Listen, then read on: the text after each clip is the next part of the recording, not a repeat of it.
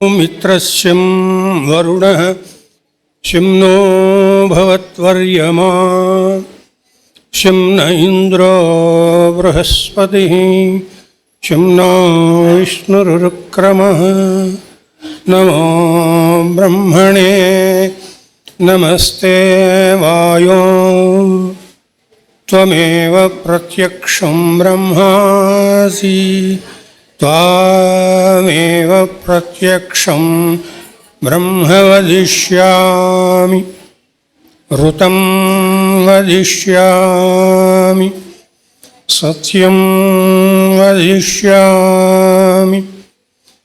తన్మామవతు తద్వక్తారమవతు అవతు మాం అవతు వక్తారం. ఓం శాంతి శాంతి శాంతి. ఎకిరాలకులంబోధి విధుమానందరూపిణం అనంతార్యతనూజాతం కృష్ణం వందే జగద్గురుం. శ్రీకృష్ణమాచార్యమనంతపుత్రం సత్సాధుమిత్రం కరుణార్ద్రనేత్రం గురుం గురూణాం పితరం పితॄణాం అనన్యశేష శరణం ప్రపద్యే అనన్యశేష శరణం ప్రపద్యే.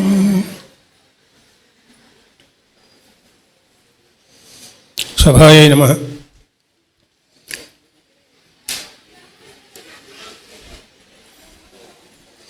ఈరోజు మాస్టర్ నన్ను ఆదేశించింది ఏంటంటే రిఫ్లెక్షన్స్ ఫ్రమ్ హయ్యర్ కాన్షియస్నెస్ ఈ బుక్.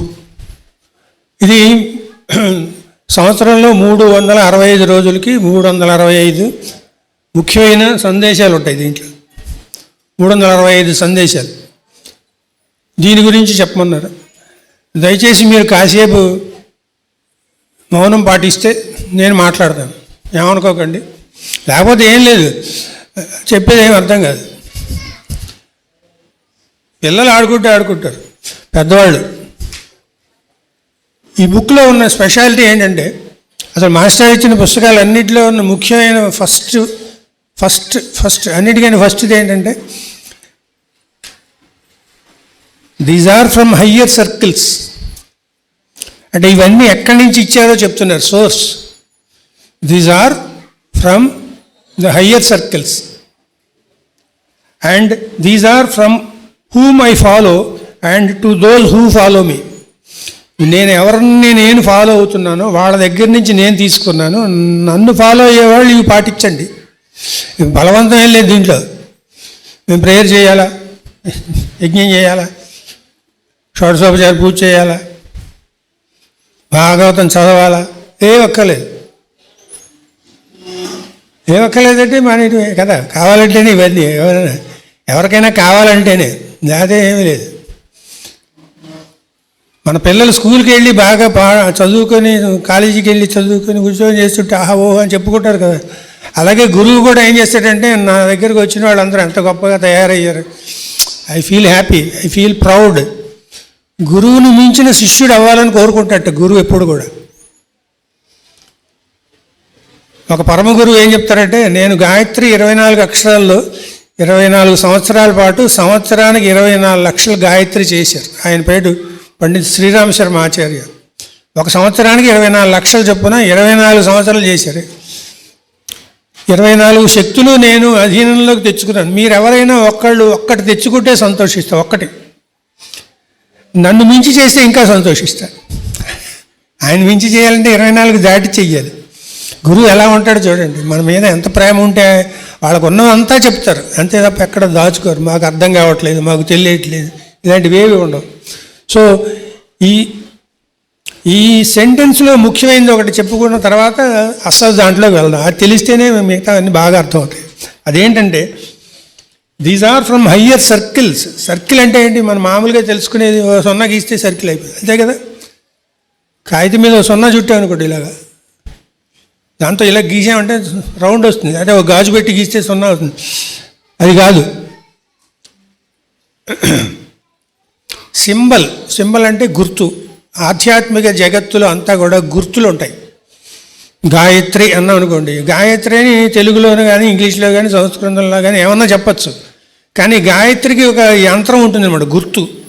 ఆ గుర్తు ఏంటంటే ఒక సర్కిల్ ఉండి ఇలా దాని లోపల ట్రయాంగిల్ ఉండి దాని మధ్యలో చొక్క ఉంటుంది. ఇదంతా కలిపితే గాయత్రి, అంతే. అది చూస్తూ కూర్చుంటే గాయత్రి చేస్తే ఏమొస్తుందో ఆ శక్తి అంతా మనలోకి వస్తుంది. ఏసీలో కూర్చున్నాం అనుకోండి, మనం ఏం చేయక్కలేదు, ఏమైనా చేస్తాం. ఏసీ వేసారనుకోండి, చల్లగా మనలోకే వస్తుంది. అది కాసేపు అయినా చలి వేస్తుంది. మనం ఏం చేస్తున్నాం? ఏం చేయట్లేదు. అలాగే ఆ సింబల్ చూస్తూ కూర్చుంటే కాసేపటికి దాంట్లోంచి ఏం రావాలో వస్తుంది. వెలుగు, వేడి, శక్తి ఇవన్నీ వస్తాయి. కాసేపటికి ఇంకా లేచి వెళ్ళిపోతారు.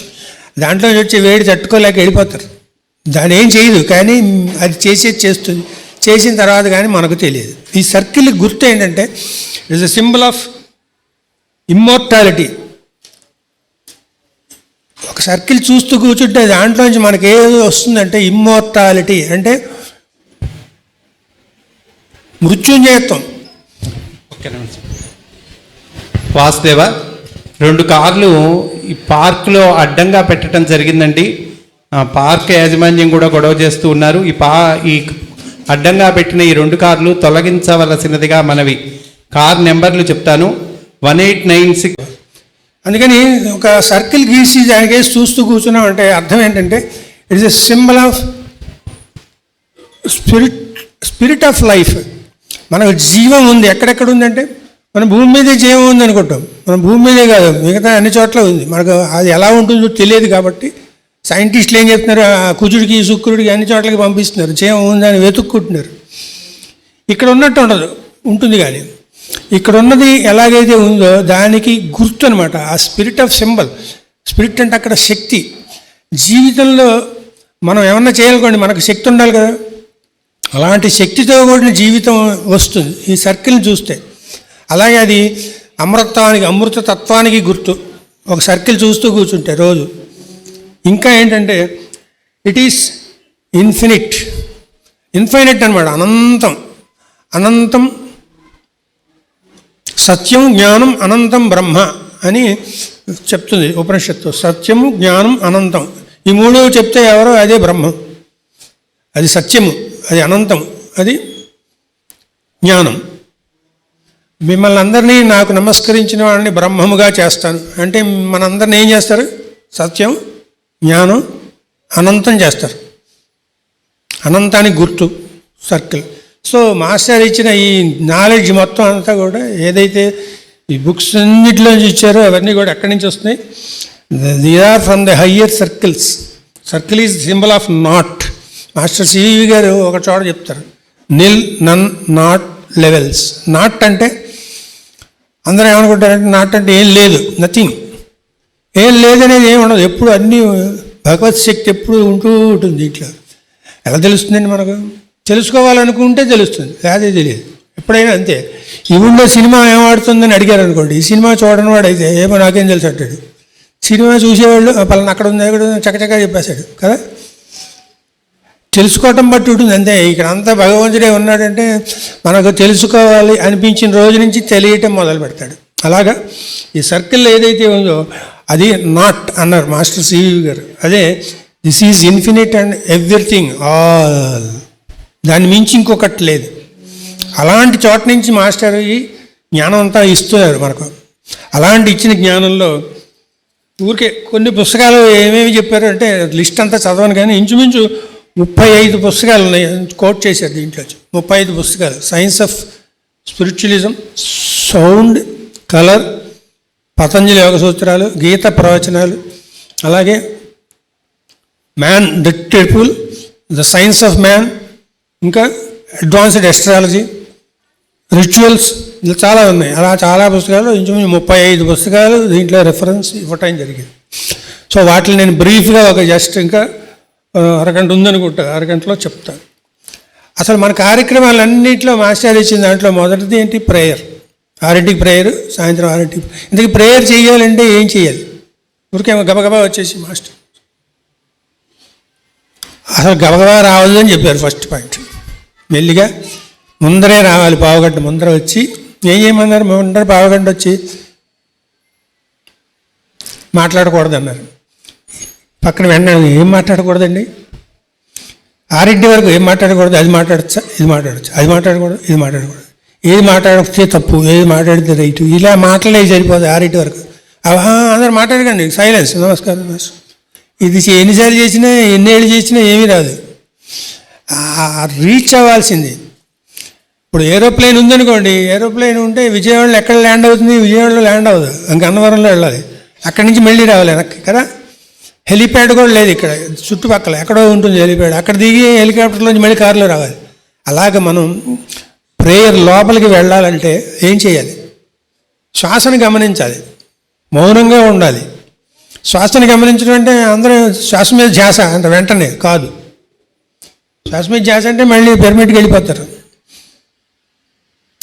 శ్వాస ఎలా వస్తుంది లోపలికి, ఎలా వెళ్తుంది ఎప్పుడన్నా గమనించాము ఒకసారన్నా?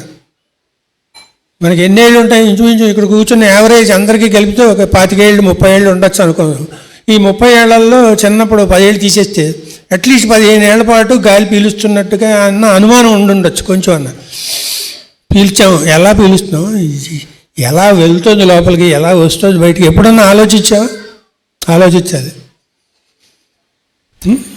గాలి గమనించడం అంటే, శ్వాస గమనించడం అంటే, ఈ ముక్కులోంచి గాలి లోపలికి వెళ్తుంది కదా, ఈ వెళ్తున్నది ఒక పాయింట్ వరకు వెళ్ళి ఇంకా ఆగిపోతుంది, ఇంక వెళ్ళదు, ఇంక లోపలికి వెళ్ళదు, ఇంక పీల్చుకోలేము.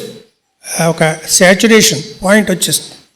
అక్కడి నుంచి మళ్ళీ వదలటం మొదలు పెడతాం. వదలటం మొదలు పెడితే బయటకు వచ్చి ఒక పాయింట్ వచ్చేసరికి ఇంకా వదలలేం, మళ్ళీ పీల్చుకోవాలనిపిస్తుంది కదా. 2 పాయింట్లు ఉన్నాయి, ఒకటి ఇన్, ఇంకోటి అవుట్. ఈ 2 పాయింట్లు పట్టుకోవాలి. అది శ్వాస గమనించడం అంటే. అలా కాసేపు చేసేసరికి ఏమవుతుందంటే శ్వాస మనసు 2 కలిసిపోతాయి. శ్వాస విడిగా ఉండదు, మనసు విడిగా ఉండదు, 2 ఒకటే. శ్వాస అన్నా మనస్సు అన్నా ఒకటే. అలాగా కోపం వచ్చిందనుకోండి మనకు, శ్వాస బుసలు కొడుతున్నారు అంటారు చూసారా, నిజంగానే బుసలు కొడతారు. అలాంటి వాళ్ళు చూసారు ఎప్పుడైనా?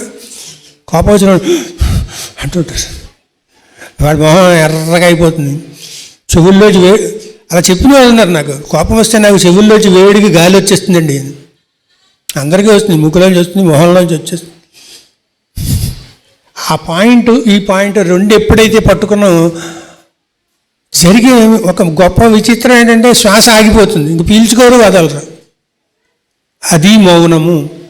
అక్కడి నుంచి ప్రేయర్, అసలు ప్రేయర్ మొదలవుతుంది. అంతే తప్ప అంతకుముందు ప్రేయర్ ఏం లేదు. మనం అనుకుంటున్నాం ప్రేయర్ చేసేస్తున్నాం.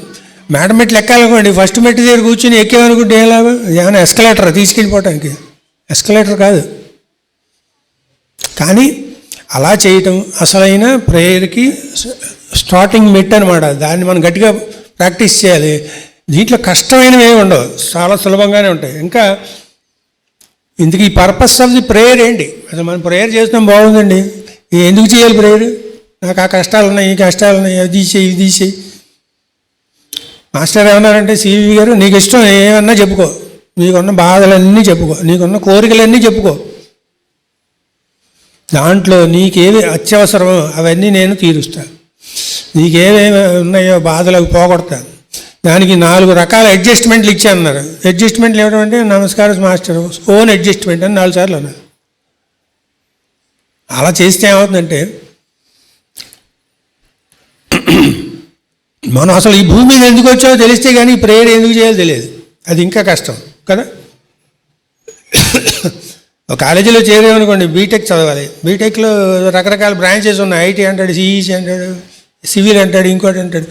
నేను బీటెక్కే ఇంజనీరింగ్ అని చెప్పి సివిల్లో కూర్చున్నాను అనుకోండి, వెళ్ళి ఐటీ వాడిని గంటేస్తాడు కదా, కూర్చొనివాడు. ఏ సెక్షన్లో మనకు సీట్ వస్తే అక్కడే చేరాలి, అంతే. అలాగే ఇక్కడ కూడా మనం ఈ భూమి మీద ఎందుకు వచ్చామో తెలిస్తే అది చేయటానికి ప్రేయర్ చేస్తున్నాం, అది చేయటానికి ఈ గురు పూజల్లో అటెండ్ అవుతున్నాం అని ఒక క్లియర్ కట్ ఐడియా ఉంటుంది. ఆ క్లియర్ కట్ ఐడియా లేకుండా మనం అటెండ్ అవుతున్నాం అనుకోండి, బాగా గురు పూజలకు వెళ్ళండి బాగుందండి, కొందరు చెప్పినా కూడా చెప్తారు, భోజనం బాగా పెడతారండి అక్కడ, బాగుంటుంది అక్కడ అన్నీ చక్కగా ఎక్కడ చేయిస్తారు కానీ చాలా బాగుంటాయి బాబు. ఇందుకోసం వచ్చాం మనం భోజనం చేయడానికి కాదు. అలాగే ఈ భూమి మీదకి ఎందుకు వచ్చాం? ఒక ఆయన అంటాడు, వెంకయ్య స్వామి గారు, గొలగొలమూడి వెంకయ్య స్వామి అని చెప్పి నెల్లూరు దగ్గర, ఈ భూమి మీద ఎందుకు వచ్చారా? పిడకలు ఏరుకోవడానికా అంటాడు ఆయన. ఇంకొంచెం కష్టంగా ఉంటుంది వెంటనే. కానీ మాస్టర్ క్లియర్గా ఇచ్చారు, may the light in me be the light before me, may learn to see it in all. ఇది నేర్చుకోవాలి ఫస్ట్.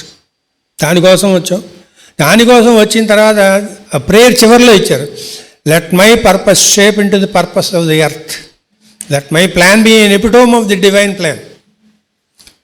డివైన్ ప్లాన్ ఒకటి ఉంది, మనందరం గుర్తుపెట్టుకోవాల్సింది ఏంటంటే డివైన్ ప్లాన్ ఒకటి ఉంది, అలాగే ఒక పర్పస్ ఉంది.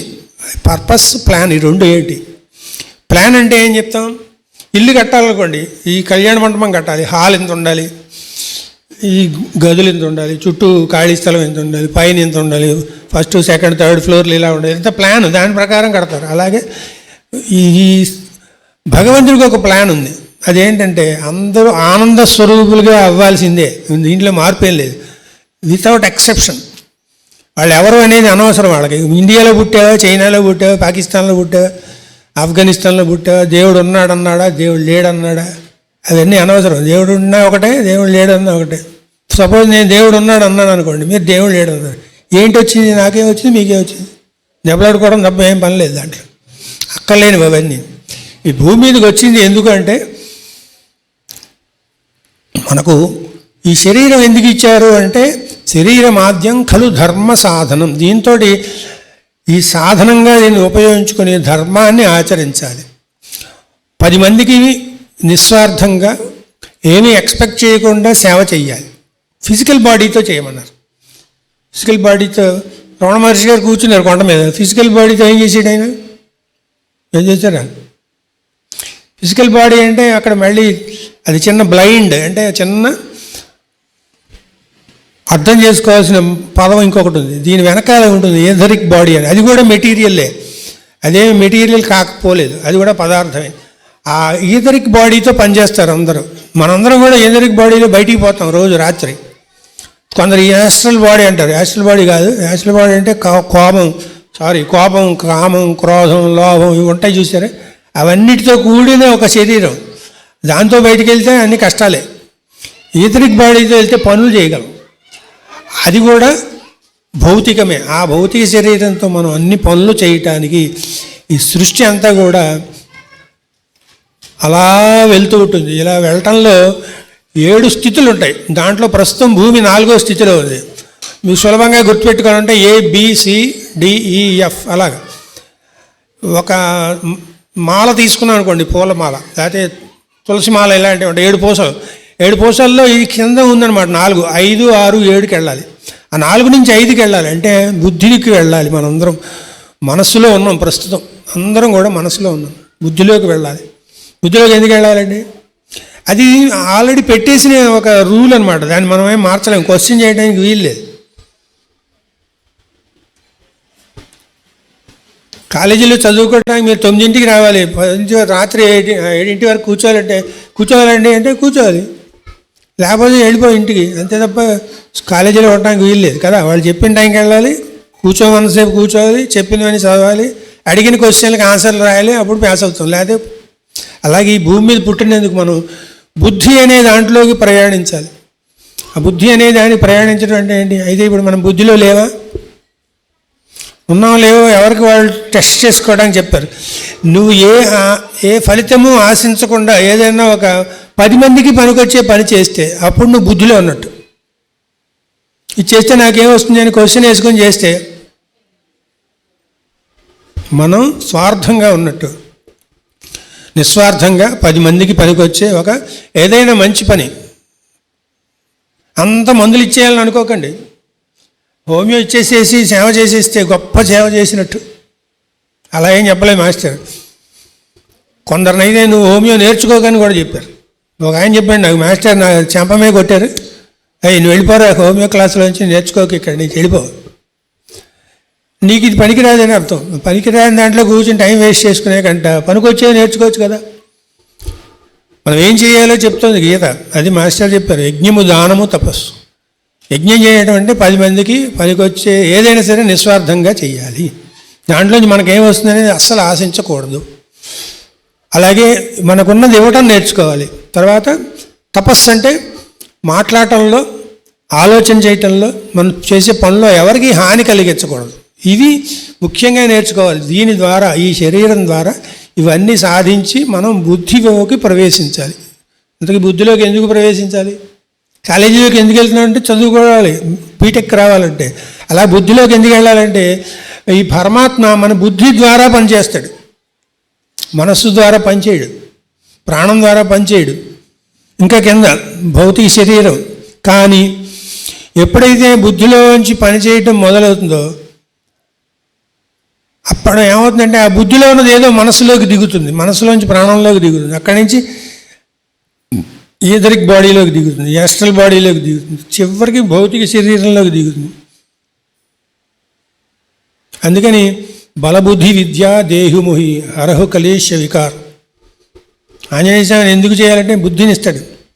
అలాగే వినాయకుడు ఎందుకు చేయాలంటే బుద్ధిని ఇస్తాడు. అందులో మనలో ఉన్న స్వార్థం అంతా పోగొడతారు అనమాట. అలాగా మనకు మార్గం చూపించడానికి అటు ప్రేయర్, అలాగే let my purpose shape into the purpose of the earth. భూమి కూడా అదే చేస్తుంది మనకు. ఏమి అడగకుండా నీళ్ళు ఇస్తుంది, ఏమి అడగకుండా పళ్ళు ఇస్తుంది, ఏమి అడగకుండా వర్షాలు కురిస్తే ఏర్పాటు అన్నీ చేస్తుంది. ఆ కొండలు అన్నీ ఉన్నాయి, ఎన్నో ఔషధాలు వస్తాయి మనకు భూమిలోంచి, మన ఆరోగ్యం కోసం. మనం తినడానికి కావాల్సిన తిండి అంతా భూమిలోంచి వస్తుంది. ఏం కోరి చేస్తుంది భూమి? మనం ఏమన్నా ఇవ్వగలం భూమికి? పాడు చేయగలం తప్ప. అది purpose of the earth. Let my purpose shape into the purpose of the earth. ఈ మొత్తం గుర్తుపెట్టుకుంటే ఈ చెప్పినవన్నీ పుస్తకాలు సులభంగా అర్థమవుతాయి. ఇంతేనా అంటే ఒక వ్యక్తి గురించి కానీ, ఒక వస్తువు గురించి కానీ, ఒక సంఘటన గురించి కానీ తెలియాలంటే ఏం చేయాలి? అంటే ఒక వ్యక్తి గురించి తెలియాలి అంటే ఇక్కడ చాలామంది ఇదివరకు నేను ఎప్పుడు చూడని వాళ్ళు ఉన్నారు. మన లక్ష్మీనారాయణ గారు తెలుసు, కైలాసనాథ్ గారు తెలుసు, వారు తెలుసు, రామకృష్ణ తెలుసు, అలాగే లక్ష్మి గారు తెలుసు, ఇంకో కొందరు తెలుసు. మిగతా వాళ్ళు తెలియదు కదా. వాళ్ళ గురించి నాకు తెలియాలనుకోండి, ఎలాగా? మనందరికీ ఉంటుంది అలాగా. మాస్టర్కి ఇన్ని ఎలా తెలుసు, ఇంత జ్ఞానం ఎలా ఇచ్చారు, ఇన్ని శాస్త్రాలు ఎలా తెలిసే మాస్టర్ అనుకుంటూ ఉంటారు కదా చాలామంది. మీకు కూడా వస్తాయి అలాగా చేస్తే. మాస్టర్కి రావటం కాదు, మాస్టర్కి వచ్చి ఆయన చెప్పకపోతే మనకు రావని అనుకోవచ్చు. కాదు, చెప్పేశారు ఎలా చేయాలి. పతంజలి యోగ సూత్రాల్లో ఒక పాయింట్ ఉంటుంది, సంయమనము. సంయమనం అంటే ధ్యాన, ధారణ, సమాధి. ఈ మూడు ఒక్కసారి వస్తే ఒక వెలుగు వెలుగుతుంది. ఇలా ఆ వెలుగుని అన్నిటి మీదకి ప్రసరించు, అన్నీ అర్థమవుతాయి అని చెప్పారు అక్కడ. చెప్తూ పొద్దున్న మాస్టర్ కూడా అన్నారు, హోమియో నేను ఉట్టరోడియంగా సంపాదించాను. ఉట్టరోడియం అంటే తెలుగులో, అది తెలుగే. ఉట్టరోడియం అంటే ఫ్రీ అనమాట, ఏమి కాస్ట్ లేకుండా ఊరికే నేర్చేసుకున్నాను. మీరు కూడా నేర్చుకోవచ్చు అలా. ఉట్టరోడియంగా నేర్చుకోవాలంటే ఆ వెలుగు పట్టుకోవాలి. ఆ వెలుగు పట్టుకోవాలంటే దానికి ఒక ఎక్సర్సైజ్ ఇచ్చారు. ఎక్సర్సైజ్ ఏంటంటే మీకు నచ్చిన బొమ్మని, ఇక్కడ చాలా ఉన్నాయి కదా, దాంట్లో మీకు బాగా నచ్చిన రాముడో, కృష్ణుడో, లేదా మాస్టరు ఎవరెవరు, మైత్రేయులు వారు, ఇంకా చాలామంది గురువుల ఫోటోలు ఉన్నాయి. ఎవరు నచ్చితే వాళ్ళని చూస్తూ కూర్చోవాలి. దాంట్లోంచి వెలుగు కనిపిస్తుంది మీకు. ఆ వెలుగు మీరు మెల్లిమెల్లిగా చేయగా ఒకటైపోతారు. అలా చేయొచ్చు ధ్యానం. లేకపోతే ఉదయం మనం జనరల్గా మరి పల్లెటూళ్ళలో సూర్యోదయం కనిపిస్తుంది, ఇలాంటి చోట కనపడదు. అన్ని అపార్ట్మెంట్లే. ఇప్పుడు చక్కగా పెదముత్తే వెళ్ళామనుకోండి, లేచి చూడంగానే ఇంట్లో కూర్చుంటేనే కనిపిస్తాడు సూర్యుడు. ఇక్కడేం కనిపిస్తాడు? మనం పైకి ఎక్కాలి. 5వ ఫ్లోర్ ఎక్కితే పక్కవాడు 10 ఫ్లోర్లు వేస్తాడు, మనకేం కనపడదు కదా. కృష్ణానది ఒడ్డును కూర్చోవాలి, అక్కడ కూర్చున్నా కనపడ్డు. ఎలాగా? అందుకని ఏం చేయలేము. పల్లెటూరు పోవటం, అక్కడ ధ్యానం చేసుకోవటం. ఉదయిస్తున్న సూర్యుడిని ధ్యానం చేయాలి. చేయగా ఆ సూర్యుడిలో వెలుగు మీరు ఒకటవుతారు. మీకు తెలుస్తుంది ఒకటవటం అంటే ఏంటో. ఇప్పుడు పాలు తాగేసాను అనుకోండి, నేను కాఫీ ఇచ్చారు, కాఫీ తాగి ఏవి కాఫీ అంటే లేవు, నేను కాఫీ ఒకటైపోయింది, బండి కాసేపు ఒకటి. అలా సూర్యుడు మీరు ఒకటైపోతారు. లేకపోతే చంద్రుడు మీరు ఒకటే. చంద్రుడు కనిపిస్తాడు పర్లేదు, సూర్యుడు కనిపించకపోయినా చంద్రుడు కనిపిస్తాడు. పౌర్ణమి చంద్రుడిని చూసి ఆ చంద్రుడిలో వెలుగు అలా చూసి కళ్ళు మూసుకుంటే చేయగా కొంతకాలానికి టప్పని వెలుగు ఒకటి కనిపిస్తుంది మనకు. ఆ వెలుగు కనిపిస్తే చాలు. సపోజ్ ఈ పుస్తకం పట్టుకున్నాను అనుకోండి, ఈ పుస్తకంలో ఉన్నాయన్నీ అర్థమైపోతాయి. అన్నీ ఓ పేజీ ఇలా తిప్పడం వాడేయడం, అదే ఫినిష్. ఎన్ని పుస్తకాలైనా చదవగలరు. ఎవరిని చూసినా వాళ్ళ గురించి తెలిసిపోతుంది. నేను అన్నీ చేయనండి అని చెప్తుంటాడు మాస్టర్. ఆయనకున్న యోగ శక్తులన్నీ అందరికీ ట్రీట్మెంట్ కోసం వాడారు. ఎవరన్నా వస్తుంటే వాళ్ళకి ఏ బాధలు ఉన్నాయో అన్నీ ఈయనకి తెలిసిపోయాయి. అక్కడి నుంచి ఇక్కడికి వచ్చే లోపల మందు రాసి పక్కన ఇచ్చేసేవాళ్ళు. లేకపోతే ఇలా రా వాడిని తీసుకురా ఫస్ట్ అర్జెంటుగా మందు వేయాలి. ఇవన్నీ ఎలా చేశారంటే చాలా క్లియర్గా ఉంటుంది పతంజలి యోగ సూత్రాల్లో. వాడికి ఏం కావాలి, నేను వాడికి ఏం చేయగలను అని క్వశ్చన్ నీకుంటే నీకు అర్థమవుతుంది. వీడు ఎవడో వస్తున్నాడు, ప్రతిరోజు వస్తాడు, మందులు ఇస్తే తగ్గట్లేదు అనుకుంటూ ఇచ్చేవాడు. అలా ఇస్తే ఏం రాదు. ఇంకొక మాట చెప్పారు, అంటే పాటించాలి, నేను పాటించేస్తాను అనుకోకండి. అలాంటి పొరపాటు భ్రమ మీకు కల్పిస్తే క్షమించండి. ఎవరిని చూసినా అప్పుడే చూస్తున్నట్టుగా ఫీల్ కావాలి. మా అబ్బాయి 30 ఏళ్ళు అనుకోండి, మా అబ్బాయికి ఆ 30 ఏళ్ళ నుంచి చూసిన మా వాడి అనకూడదు. నేను ఇప్పుడే చూసినట్టుగా వాడిని ట్రీట్ చేయాలి. చేస్తాం. ఎప్పుడున్న మొగుడే, ఎప్పుడున్న బెళ్ళ, ఎప్పుడున్న భర్త, ఎప్పుడున్న ఫ్రెండే, ఎప్పుడున్న మా కైలాసనాది అనకూడదు. ఇప్పుడే చూస్తున్నట్టు, ఆయన ఇప్పుడే చూస్తున్నట్టు, ఇప్పుడే ఫ్రెష్గా అప్రోచ్ అవ్వాలి. మరి ఇది ఎలా ఉంటే ప్రేయర్ ఎలాగ అప్రోచ్ అవ్వాలి?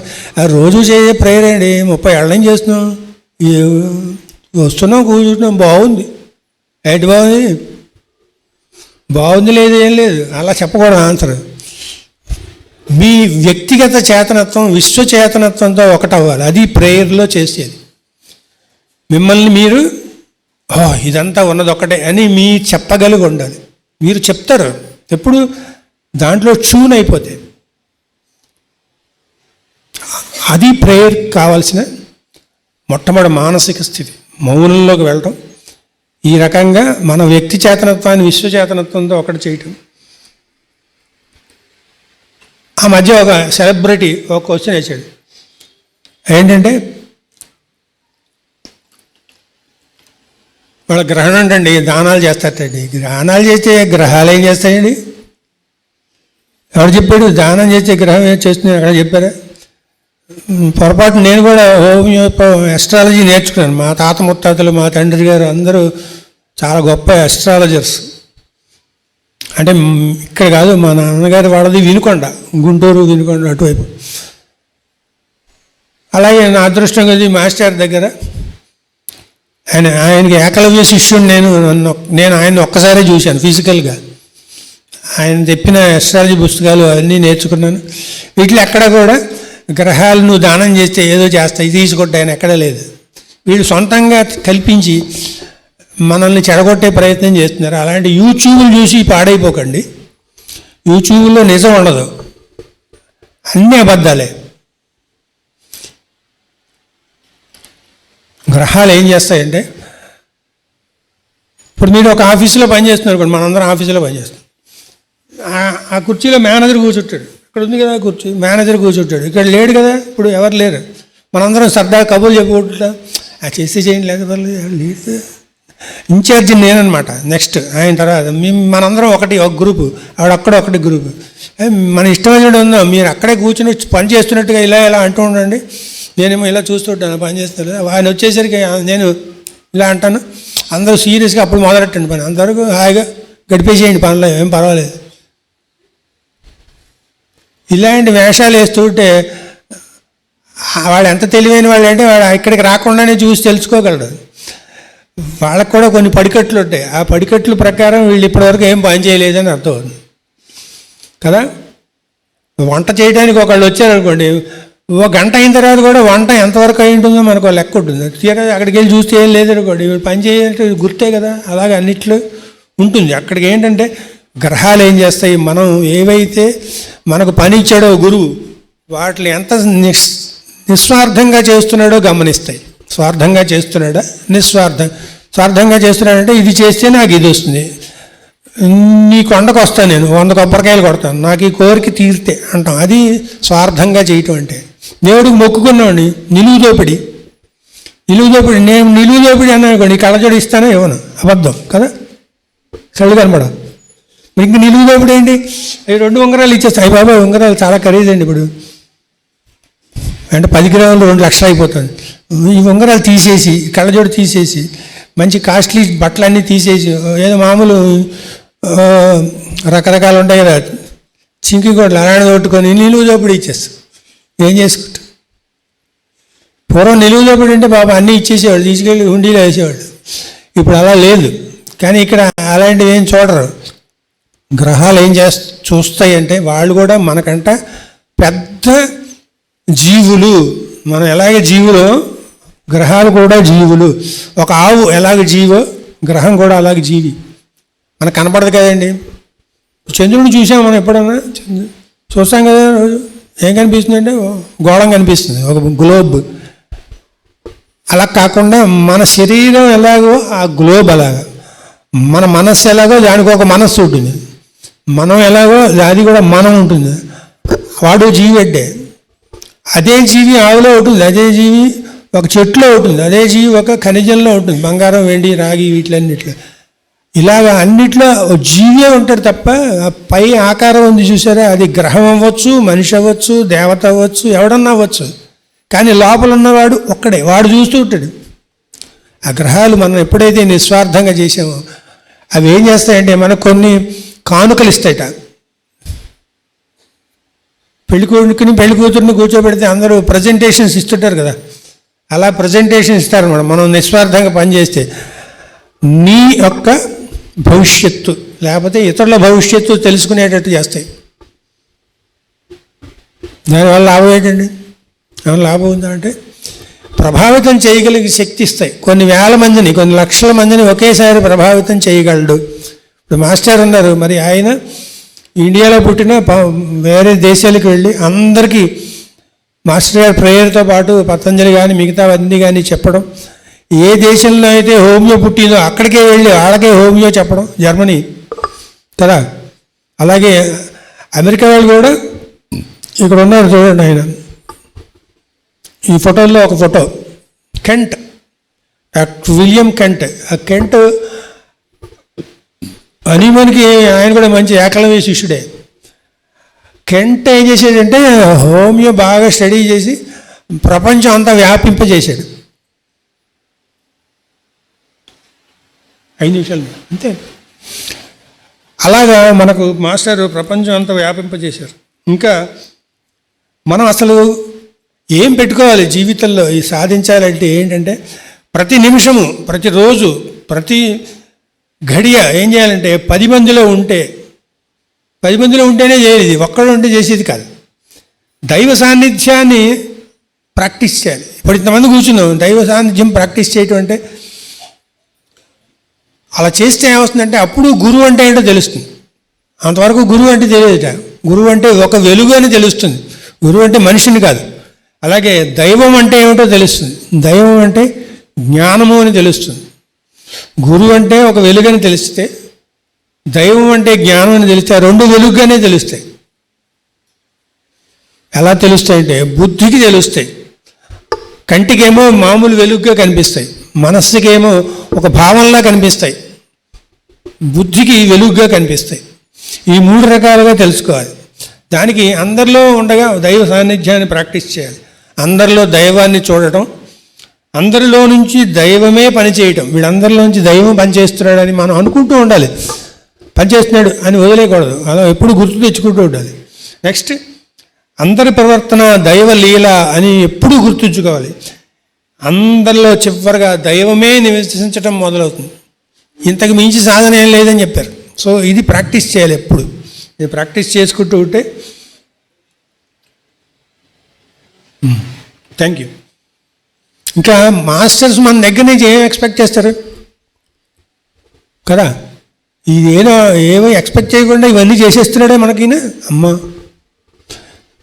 మాస్టర్ దగ్గర యూనివర్సిటీలో ఆయన దగ్గరికి హోమియో మందులు తీసుకుంటూ ఉన్నవాళ్ళలో ఒక ఆవిడ మా ఇంటికి వచ్చింది ఒకసారి, రాజమండ్రి. ఏమిటోనండి, మా పర్సనల్స్ కూడా కావాలి ఆయనకి. మీ పర్సనల్ అఫైర్స్ మాస్టర్కి ఎందుకండి? ఏం చేసుకుంటారు? ఇందుకే అక్కడ ప్రాబ్లం ఏంటంటే ఆవిడ పెళ్ళి అయిన తర్వాత వాళ్ళిద్దరి మధ్య సఖ్యత లేదు. అదేంటే ఇన్ని రోజులు నా దగ్గర హోమియోకి మందుకు వచ్చావు కదా, పెళ్ళి అయ్యేటప్పుడు ఒక మాట చెప్తే బాగుండేది కదా అన్నారు మాస్టర్. మొహమాటం అయిందండి. నాకు యూనివర్సిటీలో ఉద్యోగం ఇప్పించిన ఆయన ఈ అబ్బాయిని చేసుకో అన్నాడు, అందుకని చేసుకున్నాను. నా కర్మ ఇలా కాలింది అని ఏడ్చింది. ఇది చెప్పి అంటుంది, ఇది చెప్పమని ఆయన అడిగితే చెప్తే దాంట్లో ఆయన ఏదో చెప్తున్నాడు. ఇలా నా పర్సనల్స్ ఆయనకి ఎందుకండి? పర్సనల్స్ అక్కర్లేదు ఆయనకి. మన డబ్బు అక్కర్లేదు, మన పవర్ అక్కర్లేదు. ఎంత పెద్ద ఉద్యోగాల్లో హోదాలో ఉన్నా అయితే నీ హోదాని ఉద్యోగాలని అడ్డు పెట్టుకొని నాకు ఇవి పని చేసి పెట్టు ఇలాంటివి ఏమి అడగరు. నీకు కోట్లు ఉన్నాయా, 100 కోట్లు ఉన్నాయా, 50 కోట్లు నాకు ఇచ్చే అండు. పోయి నువ్వు 99 కోట్లు ఇచ్చేసి 1 కోటి ఉంచుకో అండు. మొత్తం అంతా ఇచ్చే అనరు. మరి ఏం కావాలి? They want you. నువ్వు కావాలి నాకు. నీ డబ్బులు వద్దు, నువ్వు వద్దు, నువ్వే కావాలి. నువ్వే కావాలి, సినిమాలలాగా నువ్వే కావాలి, ఇంకేమొద్దు. అంటే ఏం చేయాలి? నీ మనస్సుని ఆయనకి ఇచ్చేయాలి. నా మనస్సు ఏదో వేసి ఏముందండి ఇంట్లో ఏమైనా ఖర్చు ఉందా? ఏం లేదు. ఎక్కడికి వచ్చి ఇవ్వాలంటే మీ ఇంట్లో కూర్చుని ఇవ్వు, ఎక్కడికి రావద్దు. గురు పూజలకు విశాఖపట్నం రావాలి అక్కర్లేదు, మీ ఇంట్లో కూర్చుని ఇవ్వు. లేకపోతే హిమాలయాలకు రమ్మంటా అస్సలు వద్దు. కుంభకోణం వెళ్ళమంటారా? వద్దు, మీ ఇంట్లోనే ఉండు. మనస్సు ఇవ్వు చాలు. మరి ఇంత సింపులే. ఇదేం గురువు అండి? ఆయన చెప్తారు 3 అక్షరాలు ఇచ్చారండి ప్రేయర్. 3 అక్షరాలు ప్రేయరేనా? ఇదో మంత్రమేనా?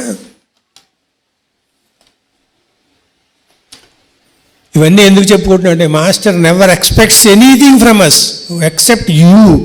నువ్వు కావాలి, ఆ వ్యక్తి, ఆ జీవి కావాలి నాకు. మనం జీవి అని మనం ఇంకా కొంచెం జాగ్రత్తగా విడగొట్టుకొని అర్థం చేసుకోవాలి. మనందరం ఒకటే అనే విషయం అర్థం అవటానికి ఇవన్నీ కావాలి. నాలో ఏ పంచభూతాలు ఉన్నాయో ఇక్కడ కూర్చుని అందరిలో కూర్చొని వాళ్ళలో కూడా అవే పంచభూతాలు ఉన్నాయి. ఎవరిలో అయినా అవే ఉంటాయి, ఎక్కువ తక్కువ ఉండవు. పంచభూతాలు ఉంటాయి, 3 గుణాలు ఉంటాయి, సత్వరజస్తమో గుణాలు.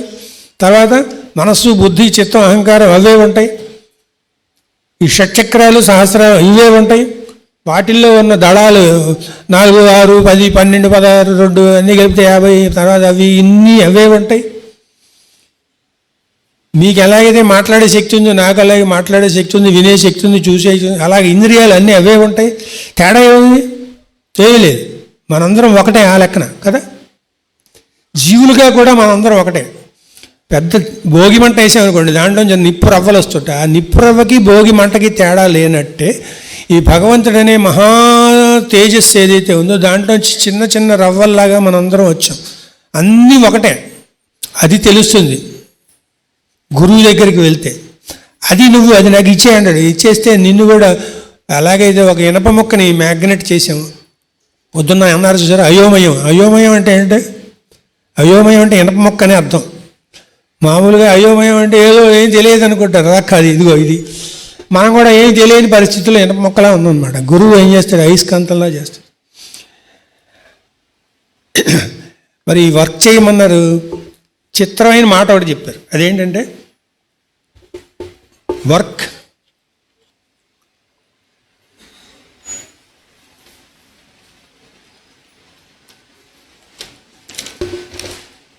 Our body wants food only to work.